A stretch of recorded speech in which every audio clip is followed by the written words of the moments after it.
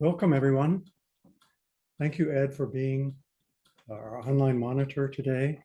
Thank you and Cassie and Manuel and others who do the editing of the recordings that happen online. Thank you to everybody that takes on a role with Appamada. Thank you for everyone who sends meta out into the universe so that the people who need our support can connect with it, can feel it, can be moved by it, and can pass it along to those that they love. And thanks for being here today. I'm going to ring a bell, and then let's sit until a quarter to the top of the hour. I'm sorry, I have my printer going. You can probably hear that in the background. But anyway, like I say, I'm going to ring a bell. I bought a new microphone, so I hope this works better than my old microphone.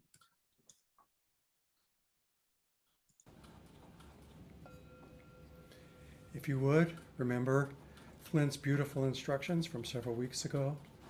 Let's see if we can come to a place of alertness and relaxation. And let the breath lead you there on its own.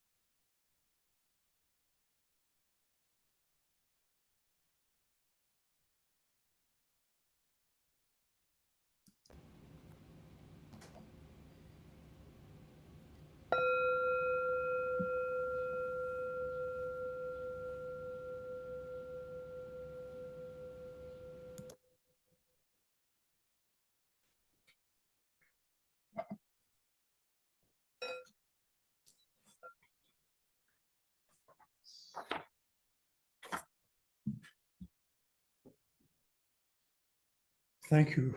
Let's say the robe chant together 3 times. Vast is the robe of liberation, a formless field of benefaction. Wearing the universal teaching, I realize the one true nature, thus harmonizing all being. Vast is the robe of liberation, a formless field of benefaction. Wearing the universal teaching, I realize the one true nature, thus harmonizing all being. Vast is the robe of liberation, a formless field of benefaction. Wearing the universal teaching, I realize the one true nature, thus harmonizing all being.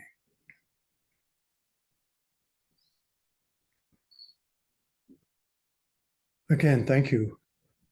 In the past several weeks, we've had presentations about joy, about contentment, which I talked about last week, and other emotions and kind of states of mind that it's good to remember in a time of considerable stress in our society. And of course, knowing what we know about the incredible conditions that so many people are living in the world, the necessity of holding all that suffering still requires that we balance it with connections with other types of ways of approaching the world, including contentment, including joy, that nourish us. And today I want to talk about a different one. I want to talk about awe, AWE. I was talking with a friend recently who's originally from the East Coast, and she was having trouble understanding my pronunciation of that word. So I hope it's clear. Awe. It's a peculiarly ambiguous emotional state. And it's one that I think can actually be helpful to in our practice, to all of us. And remember the last time, I'm remembering that the last time I led inquiry, I focused first on a quote from Dogen Zenji from the Genjo Koan from the very beginning. And it's actually 2 parts that I connected together. First, the famous one, which occurs second in what he wrote. To study the Buddha way is to study the self. To study the self is to forget the self. To forget the self is to be actualized by myriad beings. When actualized by myriad beings, your body and mind, as well as the bodies and minds of others, drop away. And then earlier, to carry yourself forward and experience myriad things is delusion. That myriad things come forth and experience themselves is awakening. And I hope that I'm going to be able to connect that with awe today. Last week, I followed up with some quotations about contentment from the contemporary Chan teacher, Guo Gu, who says, contentment is really required for us to be able to meditate, that otherwise we're just going to be sunk in our predisposed ideas about things. We'll never see the world as it really is until we can be in a state of contentment within ourselves with the way things are and not be going out and demanding that they be different. And he says there's no easy way to do that. You just find your way to it. In the same way that Flint, I believe, meant when he said, find a way to be relaxed and attentive and let your breath lead you there on its own. Don't try and make your breath to be different. Just let it lead you to relaxation and alertness and contentment, I would say. But those begin to fold into each other. So today I want to focus on awe, which is different from contentment. It seems to have a more active sense to it. And I'm focusing on it because I've been reading a book by the late poet and astrophysicist whose name was Rebecca Elson. She died young, tragically young. and she left behind some poems that had been published in a collection that was put together by friends of hers, of her journal writings. And the book is called A Responsibility to Awe. I first heard of Rebecca Elson from Maria Popova at the event that she organized in Austin called The Universe in Verse on April 7th, 2024. I was sitting next to Rosemary, as a matter of fact. Rosemary, pardon me for mispronouncing your name again. It was the day after an intensive led by Peg Syverson had ended, and the day before the path of totality of a solar eclipse was going to pass over central Texas and other states as it made its way through the conjunction between the sun and the moon and the earth on that particular day. Here's a summary of critical appreciations of the central theme of Elson's work. And I want to say that I got this from Perplexity, an AI-based search engine, which put together some thoughts from other writers such as Maria Popova and J. Payne. It says, the central theme of a responsibility to awe is the idea that as humans, we can contemplate the vastness and the mystery of the universe. As we do so, we bear a responsibility, not only to understand, but to be deeply moved by what we are contemplating. Elson's poetry and essays frequently explore the intersection of scientific inquiry and human wonder, suggesting that awe is not just a feeling, but a duty, an ethical response to the cosmos and our place in it.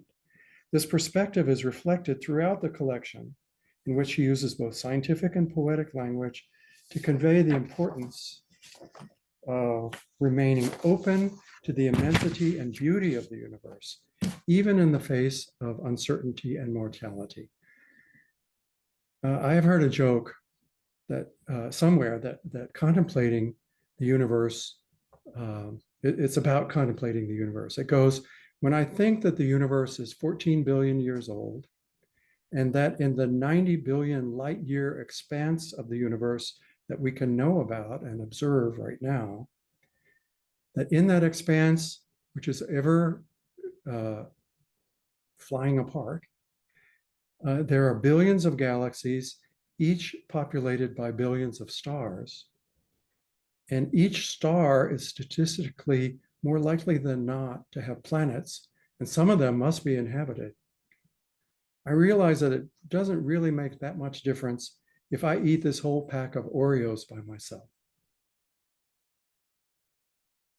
I see some smiles, I'm glad. It's good. That's actually a short version of hedonism and the materialism that some philosophers around the world have adopted throughout history, and that many of us confronted with a pack of Oreos at least toy with when we are leading our lives. And these philosophers, they range from the ancient Greeks and the Romans to today. And of course, as generations of humans have found, it is not a path to happiness. It was one of the trends in Hindu society that the Buddha reacted against in teaching the Dharma.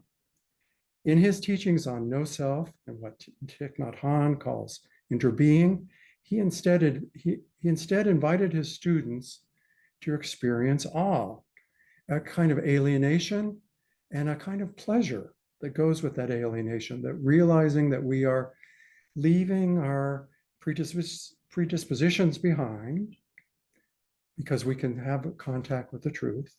And then we can then explore the ethical dimensions of that awe in our lives, i.e., through the Eightfold Path. So just for a moment, what is awe? The ancient Roman writer Longinus said that awe arose from confrontations with things that are threatening or unknown. He used the term sublimis for the movement toward nobility in life and art that such confrontations produce. So there's been a lot written about things that are sublime and the sublime as a concept since the 17th and 18th centuries, when Longinus's writings were rediscovered and popularized. Um, and since then, a number of Western philosophers have explored the sublime in such confrontations with natural forces that are both frightening and yet paradoxically uplifting. The feeling of the sublime, wrote Immanuel Kant, is at once a feeling of displeasure arising from the inadequacy of imagination in the aesthetic estimation of magnitude to attain to its estimation of reason. That is, to make sense out of things that are really big and really frightening. And it is a simultaneously awakened pleasure arising from this very judgment of the inadequacy of sense of being in accord with ideas of reason, so far as the effort to attain to these for us is a law, which I interpret as meaning we've got to try and figure these things out, and it gives us a kind of pleasure to do the work of trying to do it. The philosophers of the sublime mostly focused on storms and mountains and surging rivers in the Alps and in other on the coast of Scotland and other places that they encountered them. Since then, science has vastly expanded the scale of things for us to be awed by, such as the scale of the universe we live in, and that we live in it in these frail bodies with our packages of Oreos and our always questioning minds. In his book, Ways of Attending, How Our Divided Brain Constructs the World, the neuropsychologist Ian McGilchrist situates this dilemma of inadequacy and yet the law that we must engage with the universe in the two-lobed structure of the brain. He writes, it seems that the left hemisphere specializes in a sort of piecemeal attention that helps us to make use of the world, but in doing so, it alters our relationship with it. Equally, the right hemisphere subserves a broad, open attention that enables us to see ourselves connected to, and in the human case, to empathize with whatever is other than ourselves, all the myriad things, as Dogen might put it. The right hemisphere is associated with a whole array of functions that distinguish us from other animals and that relate to our capacity for empathy. In intimate connection with the right hemisphere as a whole, it plays a significant part in imagination, creativity, the capacity for awe, music, dance, poetry, art, love of nature, a moral sense, a sense of humor, and the ability to change our minds. The ways in which hemisphere differences affect what each hemisphere does are profound. So he's written a lot about this. There's another book called The Master and Its Emissary, or His Emissary, about that. Quite a massive book. In closing, on this, I want to cite one example of some awesome sets of facts that are keeping you alive right now. It follows from one of the first things that Peg Syverson ever told me in practice discussion. I had come to her to tell her that I thought I was doing Zazen wrong, and she said, you can't do it wrong. Zazen is happening at the cellular level. And she said that that's something that Joko Beck had taught her. I've done a lot of reading since I heard that, maybe 18 years ago, to parse out how that could be true. And it led me to a series of books that say life, in fact, happens not just at the cellular level, but actually at the molecular level. And that the unfolding of the universe, which is happening within us, without us, etc., is happening at this molecular level, even in inanimate, what we would consider inanimate matter. So here's my example, and it comes from reading about what happens at the cellular level within the cells that allow us to breathe. The physicist Peter Hoffman talks about the interaction between two proteins and a third molecule. Together, they act in virtually all our muscles, and they actually are found in ancient single-cell organisms predating multicellular organisms. They are actin and myosin, the two proteins, and adenosine triphosphate, which is produced in mitochondria. Together, they tell a story of a kind of awesome disenchantment, and one that I hope can be a door to a greater wonder and a sense of appreciation for the zazen that is unfolding of the entire universe. And this will be very oversimplified, but when you move any muscle, for example, your diaphragm, when you're breathing to draw in a breath, what's happening is nerves and processes in your brain send a message from a part of itself that you cannot even access with conscious thought. And it says to the muscles in your diaphragm, more oxygen is going to be needed pretty soon. That message gets to the individual muscles in the diaphragm and the muscles between your ribs and in your abdomen, of which there are millions. And when the message arrives, millions of actin molecules grab onto nearby ATP molecules, which just happen to be floating around in the cells of those muscle fibers. And the actin molecules have a pocket in which the ATP sits, and then the actin molecules flex. And when that happens, one of the phosphate molecules in the ATP breaks off, releasing energy. It's a lot of energy in a relative to the very small scale of the space it's occurring in. It's as if I were to eat an Oreo and release enough energy to raise the air temperature around me 3,000 degrees. So a lot of energy is released within the cell. And then that release makes the actin molecule grab onto pockets in nearby myosin molecules for a split second and flex. And they pull so that the actin and myosin slide past each other. And that makes the muscle cell contract. And they do it in a coordinated way with other muscle cells around them, activated by this mysterious nervous network that we have connected to our brains, connected to this vast sensory apparatus of which we know so very little in any given moment.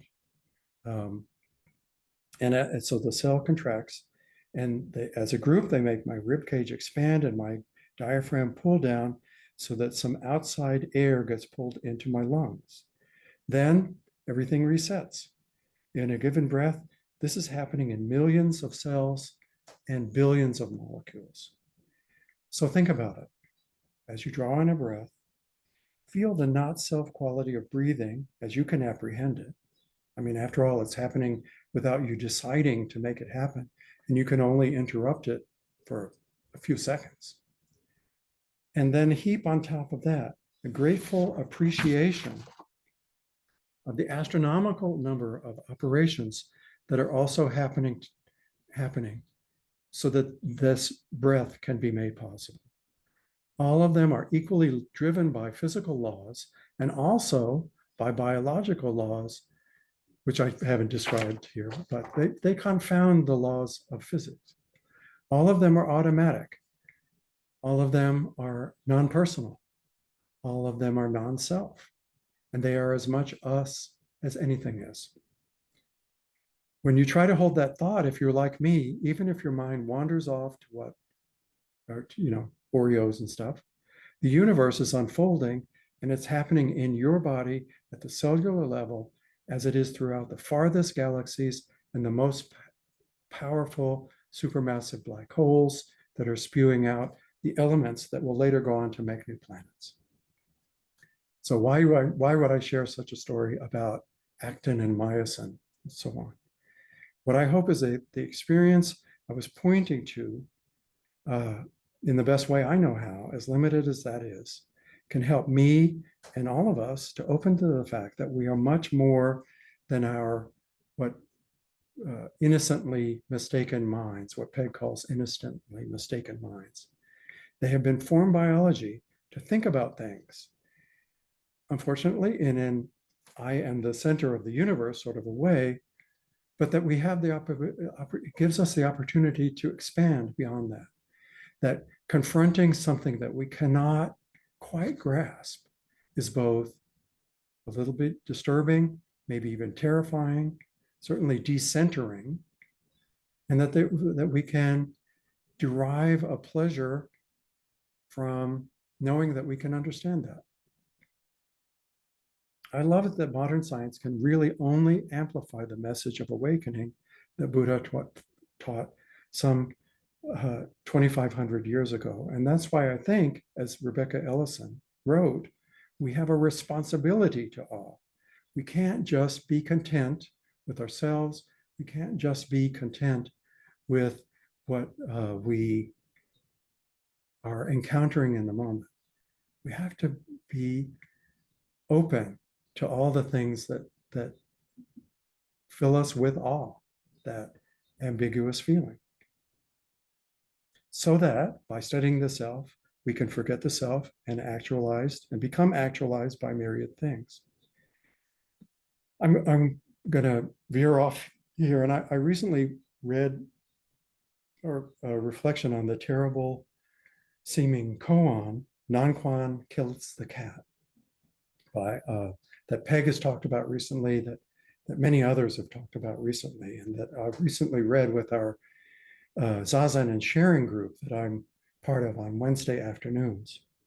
And there's a quote from the commentary on the Blue Cliff Record by Matthew Juksan Sullivan from his book called The Garden of Flowers and Weeds. And he says, our responsibility begins on the cushion. We kill the cat when we meditate for ourselves. You will know when you are meditating for yourself, when the measure of your progress is based on your own happiness and your own satisfaction. The only way to know that your practice is strong is when it is helping those around you. It gives you the wisdom to act like a Solomon, the kindness to stop the two groups of monks from fighting, or the backbone to say something that can stay non-Quan's cruel hand. It is that responsibility to awe that gives us an appreciation of the responsibility to each other. So that's where I end. I thank you for your wonderful, kind attention. And I ask for any reflections on awe, on empathy, on just what we are doing in this immense, unfathomable universe.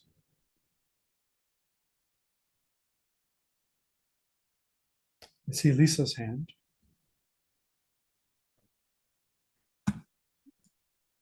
Hi, Lisa. Hi, Joel. Hi, everybody. Okay, I'm smiling because you dug into the biochemistry of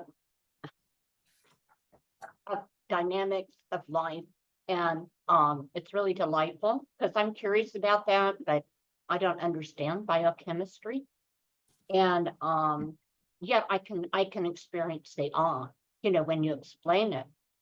So something that makes me smile is because I've had this long ongoing question about hearts. And by that, I mean, I am in awe of how we can have so many conditioned parts and how those parts can come forward depending on how we let the myriad things come forward and how the environment interacts with us and we interact with it.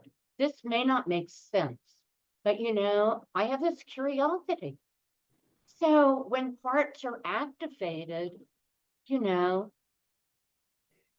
biochemically and electrically, every aspect of neuroscience, I mean, what is it that causes a part to feel distinct from the way I am now? Does that make any sense? I feel odd that my body, something knows, something that causes this to happen. These parts to have these little lives. Pieces of the past that have kind of broken off and are living in conjunction with us, but also slightly independent from us. A kind of analog to what's happening in the organs of our body, in the cells of those organs, etc. Yeah. And it's all based on neuroscience and chemistry and, you know, biological functions. That's incredible to me because, you know, from the outside, I'm just a solid body. Mm-hmm. Yeah. And yet you have to make choices, right? Are you going to be kind the next time you meet person X? Or are you going to remember the way that they slighted you or the way that they make weird faces when they're trying to talk or something? I'm I say that last part because I glance over and look at myself on camera and it's like, oh, I'm making that weird face again. So, but I mean, you have a choice. And isn't it amazing and awe-inspiring that we get to make choices built on this substrate of things that just unfold as they have to?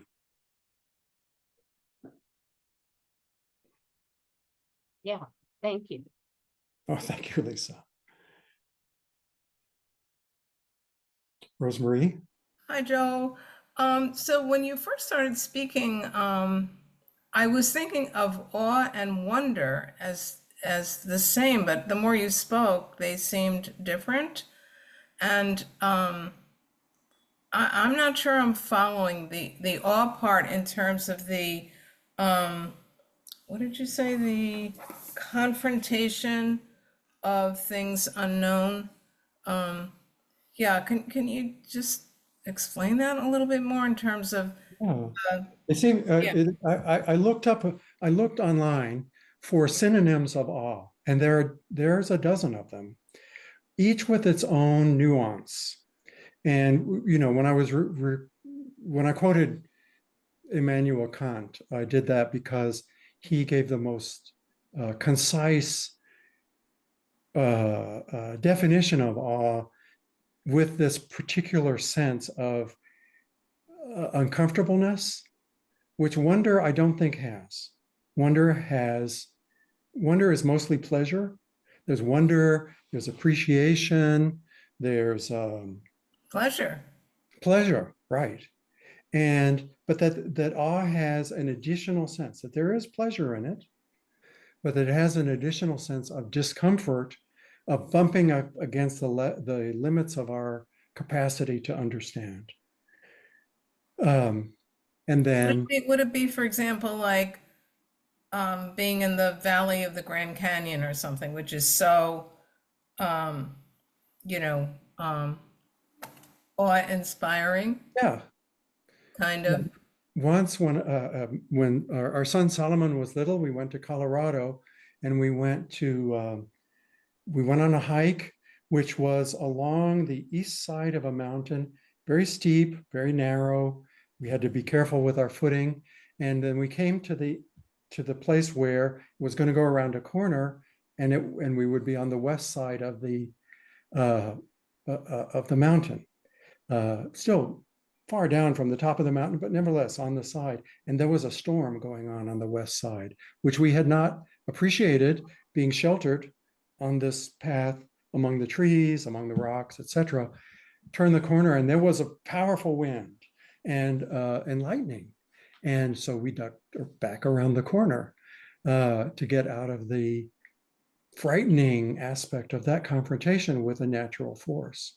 And the Edmund Burke and many French philosophers whose names I cannot recall um, wrote about such encounters with powerful physical forces that overmaster any human capacity to deal with, and that you can only seek shelter from. And what that confrontation was like. And it has awe has connection with a sense of fear as well, of inadequacy, of fear that's not in wonder. So, I mean, Yeah, wonder is part of it, but not all of it.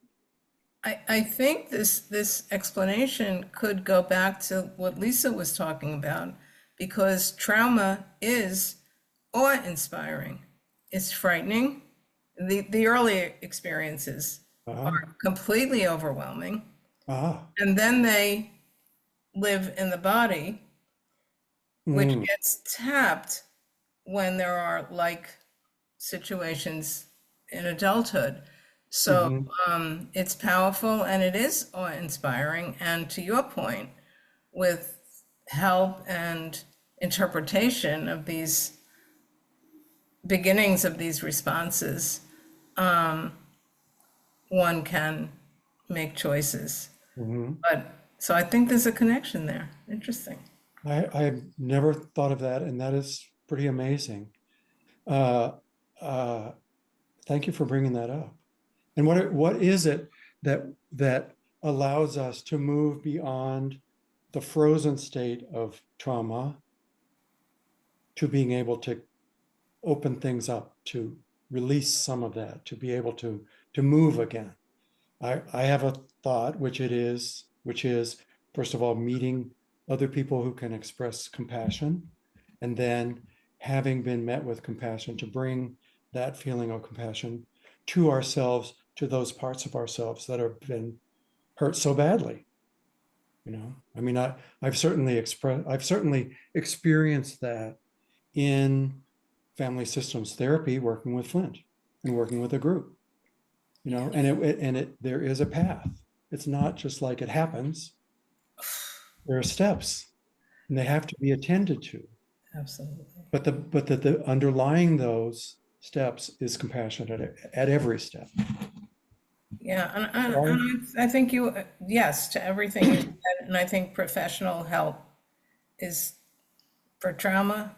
I'm not sure Mhm. that the other methodologies alone, would, but of course, underlying all of that is, of course, compassion. But thank you so much. This is really very rich, Joel. Thank you, Rosemary. Leah, hi. Hi, Joel. Um, Thank you. This brings together so many disparate, trainings and knowledge into one conversation. I really appreciate it. What's coming up for me is just really appreciating, I'm newer to this. And so what's interesting is what's coming up for me is just how much just better understanding Zen practice has helped um, with the parts work that I do. Um, I used to understand it so much more, I don't know, like textbook. And it always felt like a lot of work, and and it really does kind of take the joy out of it. It feels like you're going and working with your parts. And so I spoke to Peg about this once in practice discussion. Uh, and I won't go into the whole conversation, but what I took away from it was just I didn't let it be simpler. And like since then, I just realized that the just letting my part in meditation, just letting the parts know I'm here, Mhm. and that building that bridge, that relationship, that connection, has been so much more powerful than really like taking it vertically deep, like they teach you in IFS. Um, and it has led me to feeling so much more joy to be like like when I close my eyes and get on the cushion, I look forward to meeting my parts and just being with them, Mhm, instead of working on them or helping them, I've really just appreciated um, how Peck has helped me do that on the cushion. Um, and it has opened so much more uh, joy and awe of all these things that I used to think of as like little neural networks that were stuck, in a function. mhm, And now I just have so much appreciation for all of it. And I think they give me so much more space. And that's where the space is where the awe and wonder and the joy comes from. mhm, They're all underneath, and I just have to settle into it.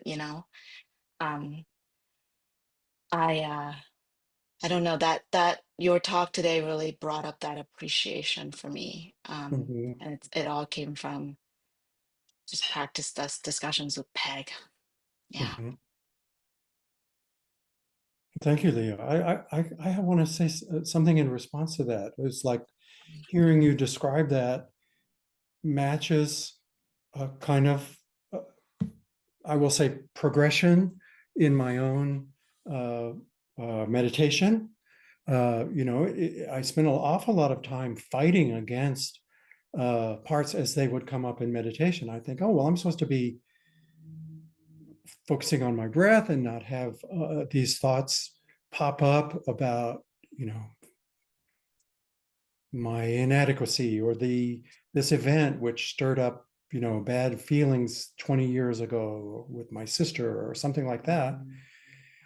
And yet they kept coming.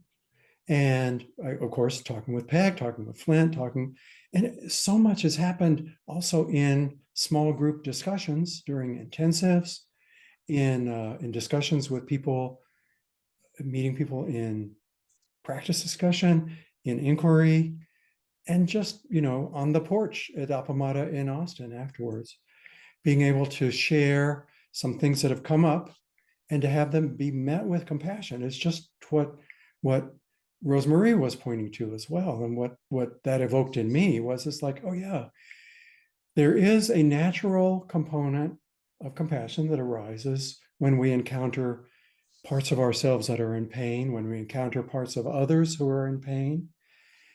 It may be masked by reactivity within us, but it's there.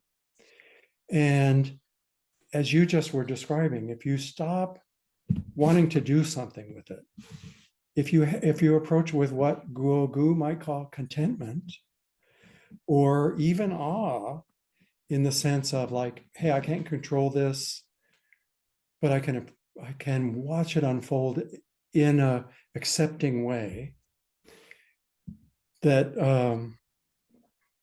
that makes a difference. As you just pointed out, it's different trying to work with something that is, I'm jokingly thinking of Dogen saying, going forward to actualize the myriad things is delusion, but to let them come up, to let them actualize themselves and meet them with your naturally unfolding compassion, that is making a difference. It makes a difference for the compassionate part. It makes a difference for the part that's being met. And as Dogen and many other writers and Matthew Sullivan point out, it evokes a kind of openness to connecting with others that makes our meditation be not just about satisfying whatever need we felt like we came in with, or even what arose in a disturbing thought that came from a part while we're sitting, but it's like, I can be with you in the same way that I can be with the world. I can be with the people around me. I can be with the people I'll meet later today. And That's a Peg has described that to me as a bodhisattva turn, an embracing of responsibility, and it's just like Rebecca Elson said, there's responsibility at the heart, at the core of what we're trying to do. Yeah, I appreciate that. Thank Thank you. you.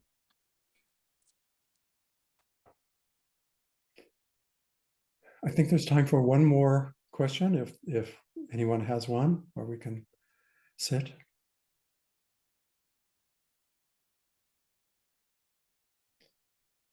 So what I'm doing now is I'm thinking, how can I take the next couple of minutes before we close to breathe, to let the invocation of the awesome complexity and beauty of the natural processes that are that I can only appreciate by learning about them from others.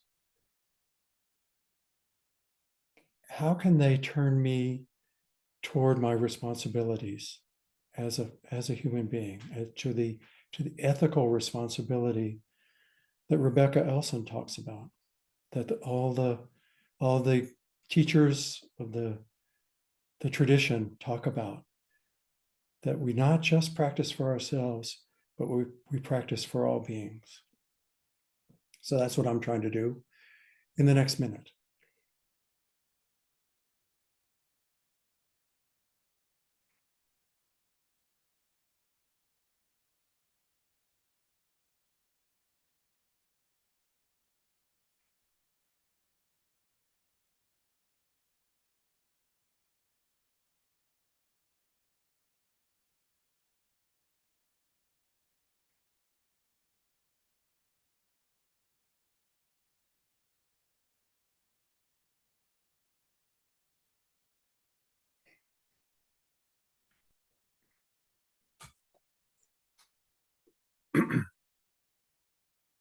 So let us, as we close, practice the four practice principle, or say the four practice principles 3 times, and I'll ring a bell with it, which I hope you'll be able to hear.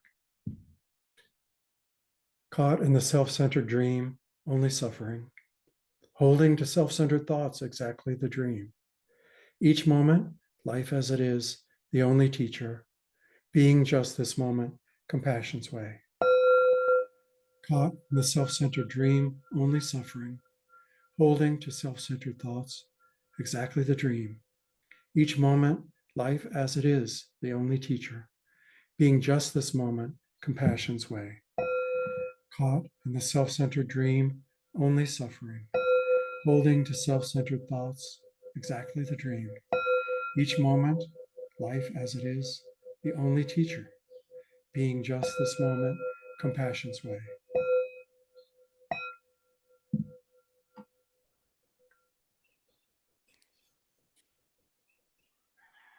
Deep thanks. Thank you so much, Joel. Immensely powerful and significant talk today. Greatly appreciate you for everything that you've said and pointed to, and all the myriad thoughts and things that are going to spring from this one. So that's great. I just want to remind everybody that Appamada's programs and facilities are supported by your generous donations, and you can do that at the appamada.org website/contribute. And you can also contribute to Joel as a teacher. And if you'd like to hang around for another 30 or maybe 29 minutes, just plop yourself into gallery view, stay where you are, and we will continue to be as we are.